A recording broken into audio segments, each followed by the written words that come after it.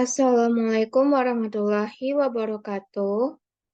Kami dari kelompok 1B beranggotakan Anastasia Sylvia Maharani, Amelia Rosa, Afif Hamdani, Firly Hanifah, dan saya sendiri Safira Perdani Safitria Hanafi, di mana kami akan mensimulasikan penggunaan RStudio. Nah, untuk simulasi pertama, yaitu pada bagian penjumlahan dan pengurangan, itu akan saya jelaskan sendiri. Pertama, kita buka dulu aplikasi RStudio-nya. Nah, kemudian akan muncul beranda seperti ini. Yang pertama itu kita melakukan sisi penjumlahan, di mana ada di mana saya menggunakan dua contoh penjumlahan dan dua juga contoh dari pengurangan. Nah, yang pertama yaitu pada contoh penjumlahan pertama, yaitu ada 100 ditambah 121 ditambah 144 ditambah 196 ditambah 225. Kemudian kita hashtag penjumlahan. Nah, untuk melihat hasil penjumlahan tersebut, tekan Ctrl Enter, dan hasilnya yaitu ada 786. Selanjutnya pada penjumlahan bilangan berikutnya, yaitu pada bilangan yang memiliki angka desimal, yaitu ada 236,967 ditambah dengan 1,389. Nah, jangan lupa kita kasih hashtag penjumlahan. Lalu untuk melihat hasil tersebut, kita Ctrl Enter, dan hasilnya yaitu 238,356. Kemudian kita lanjut ke sisi pengurangan, sama seperti penjumlahan. Nah, sisi pengurangan pertama yaitu pada angka 8.281 dikurang dengan 2025, dikurangi juga dengan 2.809. Kemudian kita bikin hashtag pengurangan, dan kita lihat hasilnya dengan cara Ctrl Enter, maka hasilnya yaitu 3.447 dari pengurangan pertama.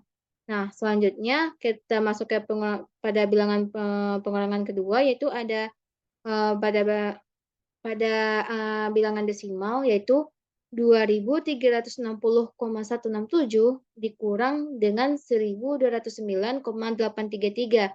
Kemudian kita hashtag pengurangan, dan untuk melihat hasilnya juga kita Ctrl Enter, dan hasilnya yaitu ada 1.150,334. Nah, untuk sesi selanjutnya akan dijelaskan oleh Amelia Rosa kepada Amelia. Disilahkan. Baiklah, di sini saya akan menjelaskan mengenai perhitungan sederhana yaitu perkalian, yang mana perkalian di sini menggunakan tanda bintang. Di sini saya memasukkan angka yaitu 20 dikali 4 dikali 571. Nah, bagian ini boleh pakai hashtag. Bentar. Perkalian, kemudian tekan enter, kemudian tekan kontrol, kemudian enter. Nah, pada bagian konsol akan keluar hasilnya, yaitu di sini sebanyak 45.680. Nah, selanjutnya yaitu 235 dikali 711 dikali 13. Kemudian boleh pakai hashtag ataupun tidak, sama saja. Tekan kontrol, kemudian enter. Dan akan keluar hasilnya pada bagian konsol. Nah, selanjutnya di sini yaitu pembagian, yang mana pembagian di sini menggunakan tanda garis miring. Di sini saya menggunakan angka 221 garis miring dibagi 13, bagi 13. Kemudian tekan enter, tekan kontrol kemudian enter. Bentar. Sini kontrol enter. Di sini dapat kita lihat hasilnya yaitu 17. Selanjutnya masih pada perhitungan pembagian. Mana di sini 4.311 dibagi 17 dibagi 11. Kemudian kontrol enter. Nah, didapatkan hasilnya yaitu 23. Selanjutnya itu fungsi SQRT, yang mana di sini merupakan fungsi akar kuadrat. Akar kuadrat. Kemudian tekan kontrol enter. Nah, di sini dapat kita lihat dia merupakan akar kuadrat dari 37. Begitupun dengan yang di bawahnya, yaitu tekan kontrol kemudian enter. dan akan keluar hasilnya pada bagian konsol. Nah, penjelasan selanjutnya akan dijelaskan oleh Anastasia. Kepada Anastasia, disilakan. Baiklah, selanjutnya yaitu penggunaan fungsi logaritma. Nah, dapat kita ketik log 400 bisa ditambahkan tagar logaritma, lalu ditekan Ctrl Enter. Nah, pada bagian konsol dapat terlihat hasilnya. Begitu juga dengan log 5000. Ctrl Enter dan didapatkan hasilnya terlihat pada konsol. Nah, selanjutnya yaitu penggabungan data. Nah, kita masukkan yaitu contohnya di sini yaitu larutan underscore PEG, lalu panah ke kiri C, dan kita masukkan panjang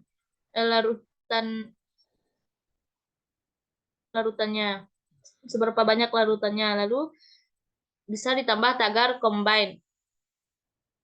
Setelah itu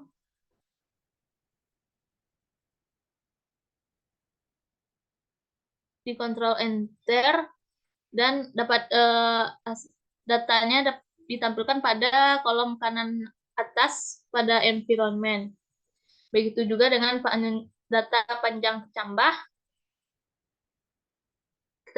Kita ketik panjang underscore kecambah, lalu panah ke kiri C, lalu masukkan datanya. Setelah itu Ctrl Enter dan datanya akan digabungkan pada tampilan environment pada kanan atas. Nah, untuk langkah selanjutnya akan dijelaskan oleh rekan saya.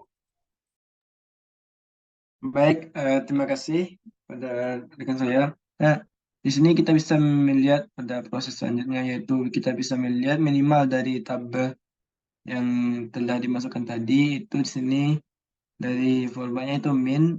Nah, di sini kita bisa klik pada bagian larutannya atau pada bagian datanya.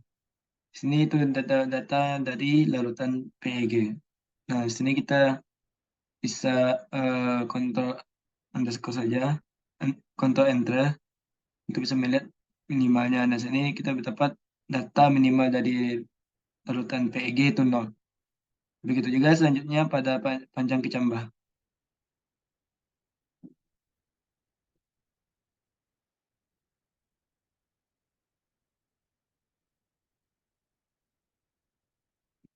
Nah, di sini kita bisa melihat nilai minimal pada data panjang kecambah tersebut ialah 18,56.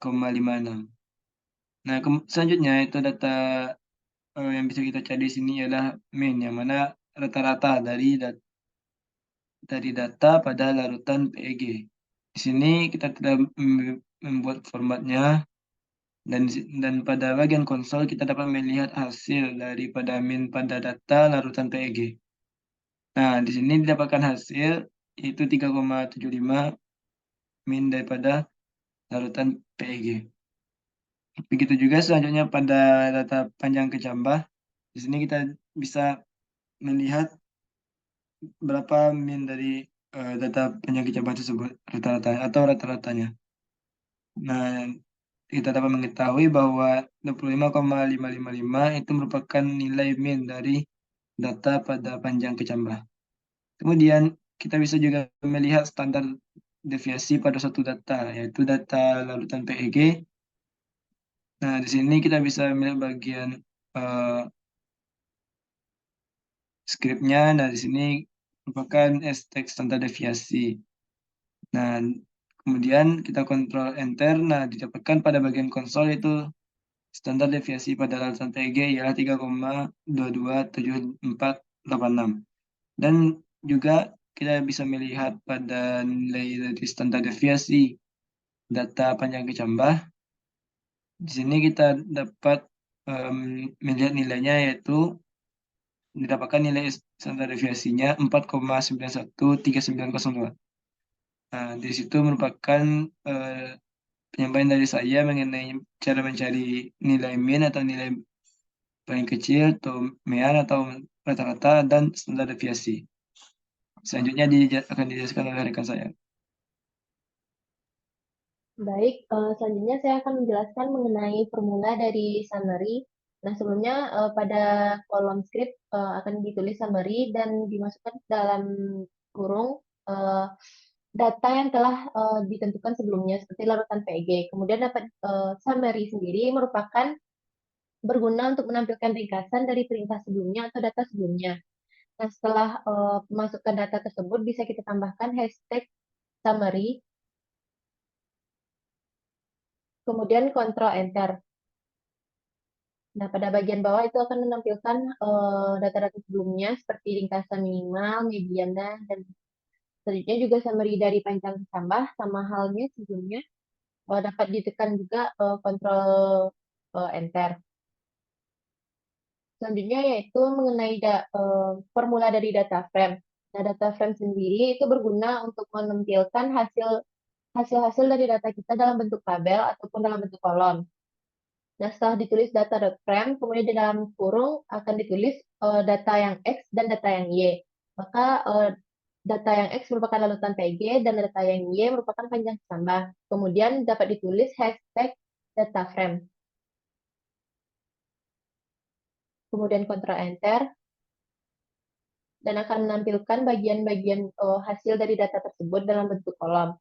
Hal yang sama dapat dilakukan juga dengan mengubah urutannya menjadi kacang kecambah menjadi X dan urutan PG menjadi Y. Kemudian Ctrl Enter.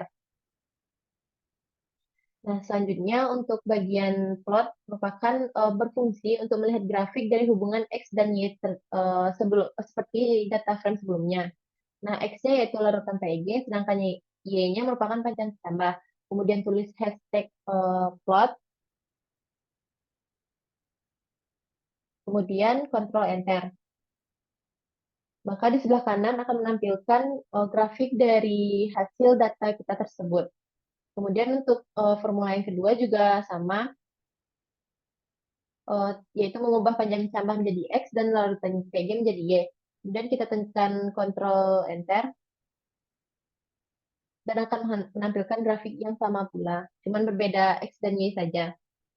Sekian penjelasan dari kelompok kami. Apabila ada kata yang salah, mohon dimaafkan. Assalamualaikum warahmatullahi wabarakatuh.